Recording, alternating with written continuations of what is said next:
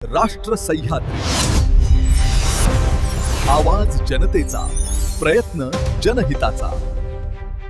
179वा अखंड हरिनाम सप्ताहाचा ध्वजारोहणाचा कार्यक्रम उत्साहात संपन्न। राहता तालुक्यातील धनगरवाडी पंचक्रोशीत योगीराज सद्गुरू गंगागिरी महाराज यांचा 179वा अखंड हरिनाम सप्ताहाच्या ध्वजारोहणाचा कार्यक्रम मठाधिपती रामगिरी महाराज व जिल्ह्याचे पालकमंत्री डॉक्टर राधाकृष्ण विखे पाटील यांच्या प्रमुख उपस्थितीत नुकताच पार पडला। दिनांक 18 ऑगस्ट पासून अखंड हरिनाम सप्ताहास सुरुवात होणार आहे। धनगरवाडी येथे योगीराज सद्गुरू श्री गंगागिरीजी महाराज यांच्या 179व्या अखंड हरिनाम सप्ताह निमित्ताने आयोजित कार्यक्रमांतर्गत आज झालेला ध्वजारोहण सोहळा हजारो भाविकांच्या उपस्थितीत भक्तिमय वातावरणात व उत्साहात पार पडला।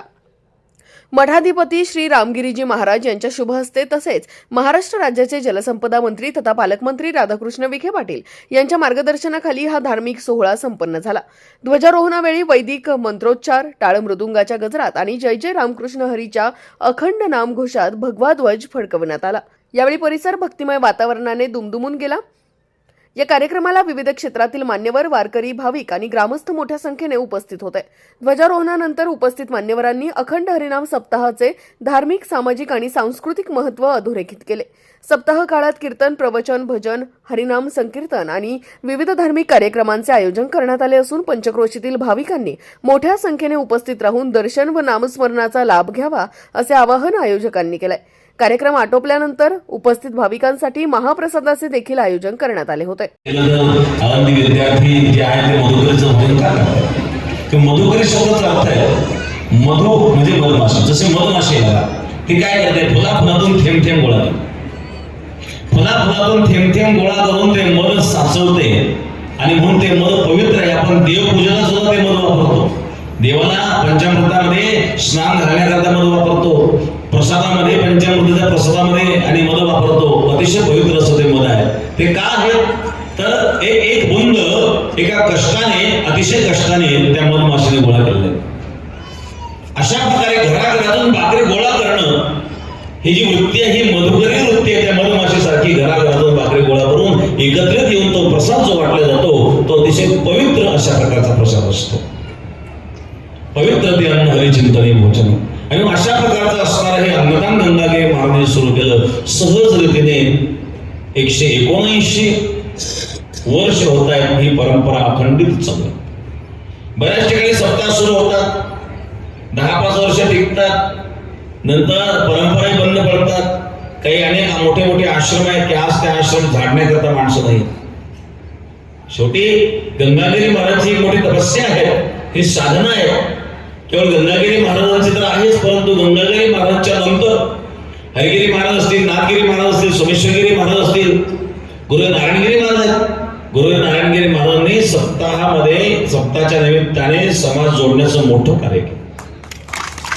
हे सप्ताहाचं स्वरूप वाढलं, हे स्वरूप वाढण्याकरता सर्वात मोठा सेनाचा वाटा या परंपरेत कोणाचा असेल तर गुरु नारायणगिरी महाराजांचा। आज तर आधुनिक काय, आज आपल्याला एखादा प्रचार प्रसार करायचा असेल तर सोशल मीडियाचं माध्यम आपल्याला वापरता येतं, हे माध्यम त्यावेळेला नव्हतं।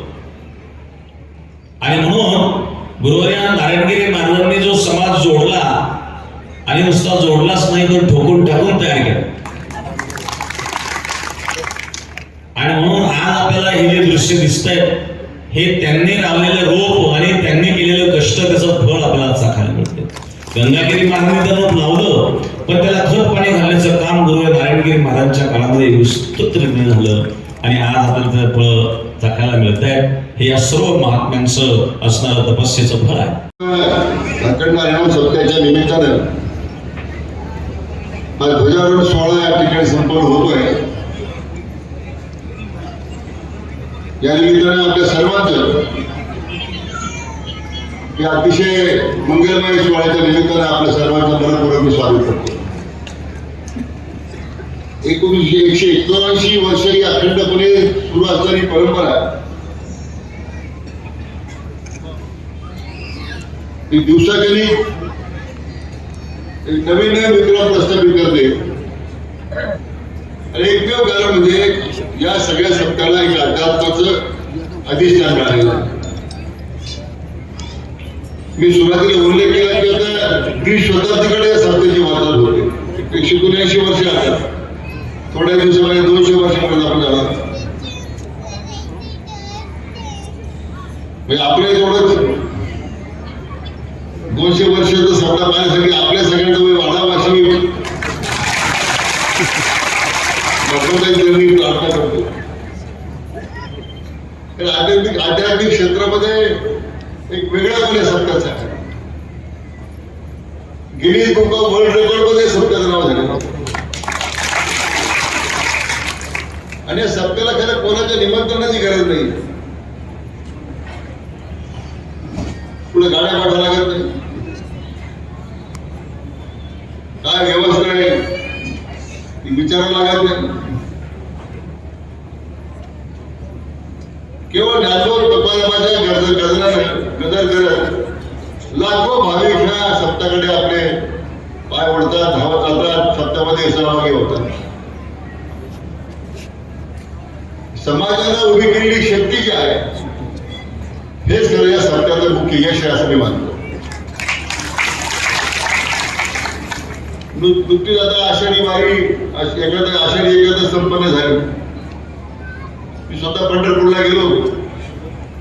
मला वाटतं माझ्या इतक्या वर्षाच्या पाहण्यामध्ये या वर्षी ऐतिहासिक जलसागर पांडुरंगाच्या भेटीसाठी त्या ठिकाणी लोटलेला होता.